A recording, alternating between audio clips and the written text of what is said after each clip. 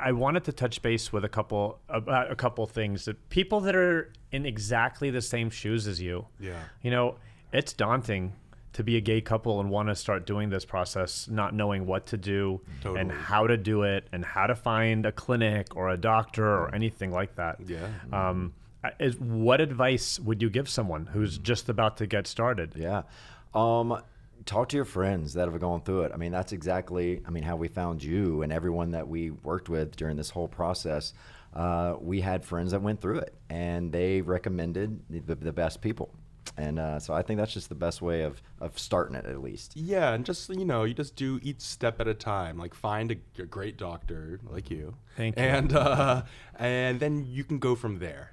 Just find that doctor, to at least know the beginnings of how to even begin IVF and everything you need, and that's the most important. And from there, it's easier. Then you'll know where to go to find your egg donor and your surrogate and all this. So I once in a while get someone that comes to me because they found a surrogacy agency and they signed up with them, and then I really appreciate the fact that you guys brought that up, and I want to stress this.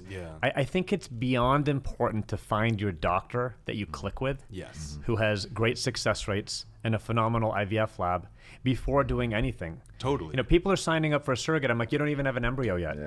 So, I think the order that I would, the order that I would recommend it is that if you're thinking about you're ever going to have kids, first start saving.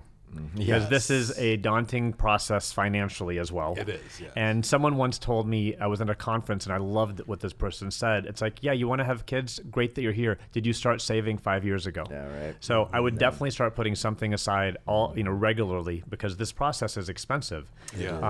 And I don't believe in doing this in India. And I don't believe in the poor and the sad stories I've heard of patients of mine that did go to try to do the cheaper route in other countries and the disasters that have happened to them. So there's something about fertility in the U.S., which is, in my opinion, probably the best in the entire world. But saving is probably the first thing. I think the second thing is you guys did it right. I mean, you talk to your doctors.